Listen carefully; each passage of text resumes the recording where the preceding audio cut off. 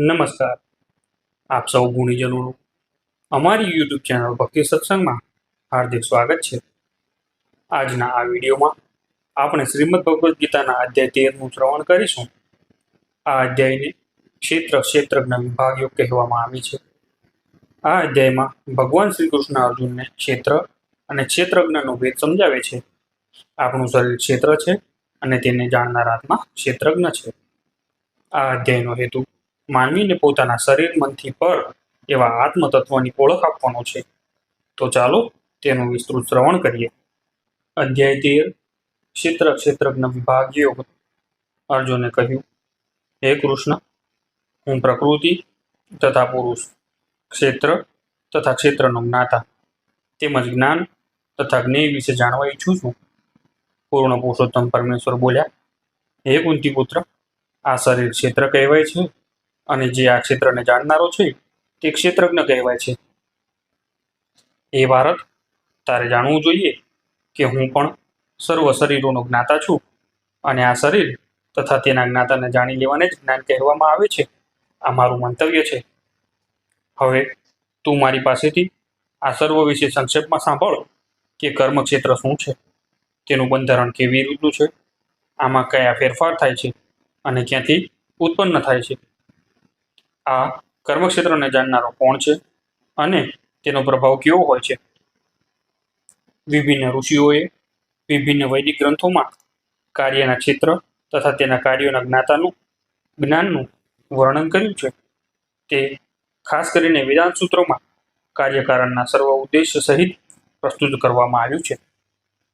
5 મહાભૂતો, મિથ્યા અહંકાર, બુદ્ધિ, અવ્યક્ત, 10 ઇન્દ્રિયો તથા મન, 5 ઇન્દ્રિય વિષયો, ઈચ્છા, દ્વેષ, સુખ, દુઃખ, સંઘાત, ચેતના અને ધૈર્ય, આ સર્વને સંક્ષેપમાં કાર્યોના ક્ષેત્ર તથા તેમની આંતરક્રિયાઓ એટલે કે વિકાર કહેવામાં આવે છે. વિનમ્રતા, દંભવિહીનતા, અહિંસા, સહિષ્ણુતા, સરળતા, સદગુરુનો આશ્રય, પવિત્રતા, સ્થિરતા, આત્મસંયમ, ઇન્દ્રિય તૃપ્તિના વિષયોનો ત્યાગ, મિથ્યા અહંકારનો અભાવ, જન્મ, મૃત્યુ, જરા, વ્યાધિના અનિષ્ટની અનુભૂતિ, વૈરાગ્ય, બાળકો, પત્ની, ઘર તથા અન્ય વસ્તુઓની મમતામાંથી મુક્તિ, અન્ય અનુકૂળ તથા પ્રતિકૂળ ઘટનાઓ પ્રતિ સંભાવ, મારા પ્રત્યે નિરંતર અનન્ય ભક્તિભાવ, એકાંતવાસની ઈચ્છા, સામાન્ય જનસમૂહથી અલુપ્ત હોવું, આત્મ સાક્ષાત્કારના મહત્વનો સ્વીકાર અને પરમ બ્રહ્મની તાત્વિક શોધ, આ બધાને હું જ્ઞાન તરીકે ઘોષિત કરું છું અને આ સિવાય જે કંઈ છે તે અજ્ઞાન છે. હવે હું જ્ઞેય વિશે કહીશ, જે જાણીને તું બ્રહ્મનું નિત્ય આસ્વાદન કરી શકીશ. આ બ્રહ્મ અથવા આત્મા અનાદિ છે તથા મારે આધીન છે. તે આ ભૌતિક જગતના કાર્યકારણથી પર છે. તેમના શ્રીહસ્ત, ચરણ, નેત્રો, મસ્તક તથા મુખ અને કર્ણો સર્વત્ર વ્યાપ્ત છે. એ રીતે પરમાત્મા સર્વ વસ્તુઓમાં અવસ્થિત છે. પરમાત્મા સર્વ ઇન્દ્રિયોના આદિ સ્ત્રોત છે, છતાં તેઓ ઇન્દ્રિય રહિત છે. તેઓ સર્વ જીવોના પાલન કરનાર હોવા છતાં અનાસક્ત છે. તેઓ પ્રકૃતિના ગુણોથી પર છે, પરંતુ જે સાથે ભૌતિક પ્રકૃતિના સર્વ ગુણોના સ્વામી છે. પરમ સત્ય સ્થાવર તથા જંગમ સમસ્ત જીવોની અંદર તથા બહાર સ્થિત છે. તેઓ સૂક્ષ્મ હોવાને કારણે ભૌતિક ઇન્દ્રિયો દ્વારા જોઈ કે જાણી શકાતા નથી. અતિ દૂર હોવા છતાં તેઓ સહુની નજીક પણ છે. પરમાત્મા સર્વ જીવોમાં વિભાજિત હોય એમ જણાય છે, પરંતુ તેઓ કદાપી વિભાજિત નથી. તેઓ એક તરીકે જ સ્થિત છે. તેઓ દરેક જીવના પાલન કરતા છે, છતાં તેઓ સર્વના સંહારક છે અને સર્વને જન્મ આપનારા છે. તેઓ સર્વ પ્રકાશમાન વસ્તુઓમાંના પ્રકાશના સ્ત્રોત છે. તેઓ ભૌતિક અંધકારથી પર છે અને અગોચર છે. તેઓ જ્ઞાન છે, જ્ઞાનના વિષય છે અને જ્ઞાનના લક્ષ્ય છે. તેઓ સૌના હૃદયમાં સ્થિત છે. આ પ્રમાણે મેં કાર્યક્ષેત્ર એટલે કે શરીર તથા જ્ઞાન તથા જ્ઞેયનું સંક્ષિપ્તનું વર્ણન કર્યું છે. આને કેવળ મારા ભક્તો જ પૂર્ણપણે સમજી શકે છે અને એ રીતે મારા ભાવ સ્વરૂપને પામે છે. ભૌતિક પ્રકૃતિ તથા જીવોને અનાદિ સમજવા અને તેમના વિકાર તથા ગુણોને પ્રકૃતિજન્ય જાણવા. પ્રકૃતિ સર્વ ભૌતિક કારણો તથા કાર્યોની હેતુ કહેવાય છે અને જીવ એટલે કે પુરુષ આ જગતમાંના વિવિધ સુખો તથા દુઃખો ભોગવવાનું કારણ કહેવાય છે. આ પ્રમાણે જીવ પ્રકૃતિના 3 ગુણોને ભોગવતો પ્રકૃતિમય જીવન જીવે છે. આ તેના ભૌતિક પ્રકૃતિ સાથેના સંગને કારણે થાય છે. એ રીતે તે વિભિન્ન યોનિઓમાં ઇષ્ટ અને અનિષ્ટ પ્રાપ્ત કર્યા કરે છે.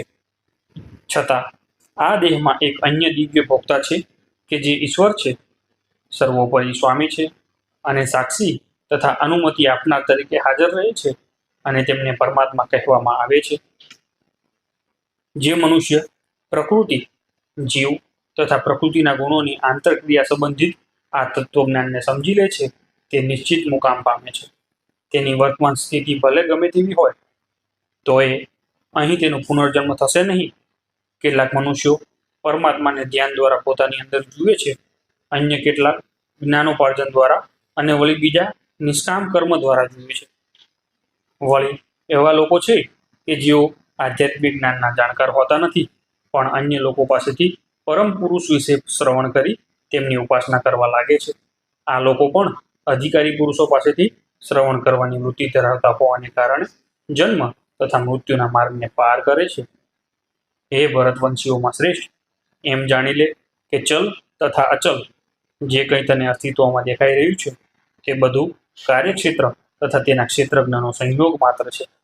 જે મનુષ્ય પરમાત્માને સર્વ શરીરોમાં આત્માની સાથે જ રહેલો જોવા જાણે છે અને જે એમ સમજે છે કે આ નશ્વર શરીરમાં રહેલ ન તો આત્મા કે ન તો પરમાત્મા ક્યારેય નષ્ટ થાય છે, તે જ વાસ્તવમાં સત્યને જુએ છે. જે મનુષ્ય પરમાત્માને સર્વત્ર તથા જીવ માત્રમાં સમાન રૂપે હાજર રહેલા જુએ છે તે પોતાના મનથી પોતાને અધઃપતિત કરતો નથી. એ રીતે દિવ્ય ગતિ પ્રાપ્ત કરે છે. જે મનુષ્ય એમ જોઈ શકે છે કે સર્વ પ્રકૃતિઓ દેહ દ્વારા કરવામાં આવે છે અને દેહનું સર્જન ભૌતિક પ્રકૃતિ દ્વારા થયું છે, તેમજ એમ પણ જુએ છે કે આત્મા કશું કરતો નથી, તેમજ ખરેખર સત્ય જુએ છે. જ્યારે વિવેકી મનુષ્ય વિભિન્ન ભૌતિક શરીરોના લીધે વિભિન્ન સ્વરૂપોને જોવાનું બંધ કરી દે છે અને જીવો કેવી રીતે સર્વત્ર વિસ્તરેલ છે એ જુએ છે, ત્યારે તે બ્રહ્મ જ્ઞાન પામે છે.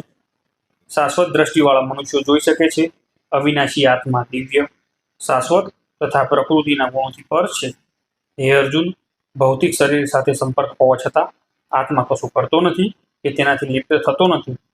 આકાશ જો કે સર્વવ્યાપી છે છતાં પોતાની સૂક્ષ્મ પ્રકૃતિના કારણે તે કોઈ પણ વસ્તુથી લિપ્ત થતું નથી.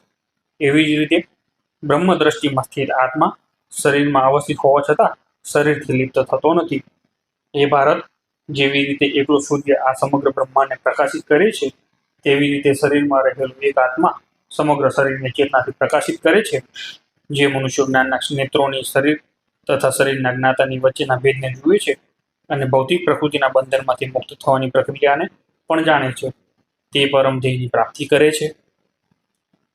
આ પ્રમાણે શ્રીમદ ભગવદ્ ગીતાનો અધ્યાય 13 ક્ષેત્રજ્ઞ વિભાગ યોગ અહીં સમાપ્ત થાય છે.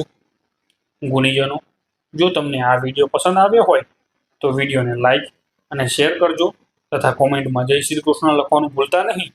તેમજ આવા વિડીયો જોવા તથા સાંભળવા માટે અમારી યુટ્યુબ ચેનલ સબસ્ક્રાઈબ કરવાનું ભૂલતા નહીં.